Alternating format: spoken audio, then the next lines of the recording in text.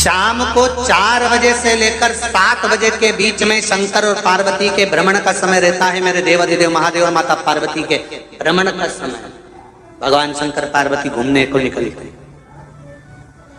इसलिए हमारा सनातन धर्म कहता है शाम के समय पर माताओं को झाड़ू नहीं लगाना चाहिए, शाम के समय पर माताओं को चूड़ी बिछिया नहीं बदलना चाहिए, शाम के समय पर माताओं को मांग में सिंदूरा नहीं भरना चाहिए, शाम के समय पर माताओं को बाल नहीं बांधना चाहिए, शाम के समय पर माताओं को चौखट पर नहीं बैठना चाहिए। उसका कारण क्या है? क्योंकि पार्वती जी ने भगवान भोलेनाथ जी से कहा था कि तुम मुझे रोज शाम के समय प्रदोष काल में भ्रमण के लिए लेकर जाते हो, मेरे लिए आज्ञा क्या है? शंकर भगवान ने कहा सुनो पार्वती, मंदिर के अंदर नंदी रहता है, जाने वाला यात्री जब मंदिर में मेरा दर्शन करने आता है तो नंदी के कानों में कहकर जाता है कि शिव जी को मेरे यहाँ लेकर आना।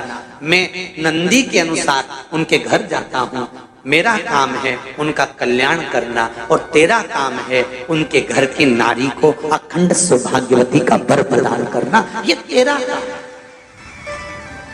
तब पार्वती माता ने कहा अखंड सौभाग्यवती होने का वर मैं तो दे दूंगी, पर उस समय पर माताएं चूड़ी बदल रही होगी, हाथ से चूड़ी निकाल रही होगी तो मैं वर कैसे दे सकती हूँ? मांग भर रही होगी तो मैं वर कैसे दे सकती हूँ? उस समय पर चूड़ी बिछिया बदला जा रहा होगा तो मैं वर कैसे दे सकती हूँ? उस समय पर झाड़ू लग रही होगी तो मैं लक्ष्मी को वहां कैसे भेज सकती हूँ? आप बताओ। तो शंकर भगवान ने कहा प्रदोष का समय एक ऐसा समय होता है, शाम का समय ऐसा होता है जिस समय पर केवल शंकर और पार्वती की आराधना का समय होता है।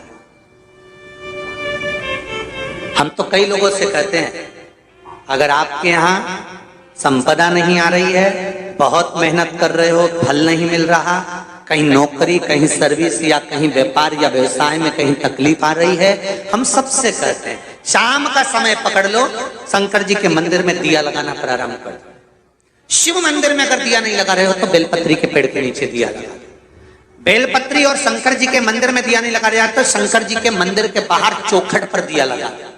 इतना भी नहीं कर सकते तो अपने घर के बाहर अपने द्वार पर दिया लगा दो, पर शंकर जी के नाम का श्री शिवाय नमस्तुभ्यम बोलकर शंकर भगवान को याद कर कर अपनी कामना कर कर बाबा का स्मरण कर कर पंचाक्षर मंत्र नमः शिवाय, षडाक्षर मंत्र ओम नमः शिवाय, द्वादशाक्षर मंत्र ओम नमो भगवते वासुदेवाय, जो मंत्र तुमको याद है उसका स्मरण कर कर लक्ष्मी हो चाहे नारायण हो चाहे राम हो चाहे कृष्ण हो स्मरण कर कर शाम के समय बाहर दिया लगा दो, दरवाजे के पास लगा दो। वो सुनेगा जरूर, आएगा तो उसका वेलकम जरूर होगा और वो कुछ देकर जरूर। नियम तो बनाओ, उसकी चौखट पर जाकर कहना प्रारंभ।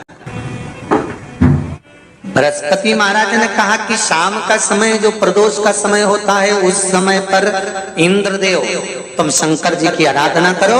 शिव आराधना से शंकर जी जो मार्ग प्रशस्त करेंगे, शिव आराधना से जो शंकर जी कहेंगे वो तुम करना, ठीक है? आराधना करी बाबा भोलेनाथ जी। मालूम नहीं था इंद्रदेव को, बृहस्पति महाराज ने प्रदोष की महत्वता समझाई तो प्रदोष का समय जानकर शंकर जी पर 7 बेलपत्र प्रदोष के दिन इंद्र ने समर्पित कर दी बिना सोचे। कितनी बेलपत्र? 7। प्रदोष का व्रत करो चाहे ना करो, मंदिर में चढ़ी हुई बेलपत्र को उठा लो, बेलपत्र का ब्रह्म कमल बना लो। ब्रह्म कमल का मतलब होता है डंडी बीच में रहे, आसपास पत्तियां रहे। 7 पत्ती का ब्रह्म कमल बनाकर, जैसे ये पत्तियां हैं एक जैसी रखी हुई हैं तो इसको फैला लिया, 7 पत्ती को आपस में फैलाकर ब्रह्म कमल बना लिया। प्रदोष का व्रत करें ना करें, जरूरी नहीं है कि वृक्ष से ही पत्ती लेकर आओगे तो ही शंकर जी को चढ़ाओगे। शिव जी पे से चढ़ी हुई उठाकर धोकर ब्रह्म कमल बनाकर बाबा से विनय कर कर, हे प्रभु आज मैं इस काम के लिए जा रहा हूं, बाबा मेरा यह कार्य है, बोलकर श्री शिवाय नमस्तुभ्यम बोलकर शिवलिंग पर समर्पित कर दिन भर के प्रदोष व्रत का फल बाबा एक बेलपत्री समर्पित करने पर ही प्रदान कर देता है। शिव है। प्रदोष व्रत कर रहे हो उससे बढ़कर कोई प्रसन्नता नहीं, पर नहीं कर रहे तो प्रदोष के दिन या 12 महीने शिवरात्रि आती है। श्री शिवाय नमस्तुभ्यम, श्री शिवाय नमस्तुभ्यम। हर हर महादेव। आपको यह उपाय करने से आप प्रदोष टाइम के महत्व जानेंगे।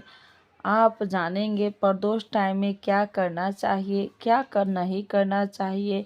शाम के समय दहलीज पर नहीं बैठना चाहिए। शाम के समय बिछुआ, बिंदी, मेहंदी, हल्दी, सिंदूर नहीं करना चाहिए। तो यह उपाय करने से आपके जीवन खुशहाली रहेगी। श्री शिवाय नमस्तुभ्यम, श्री शिवाय नमस्तुभ्यम। हर हर महादेव।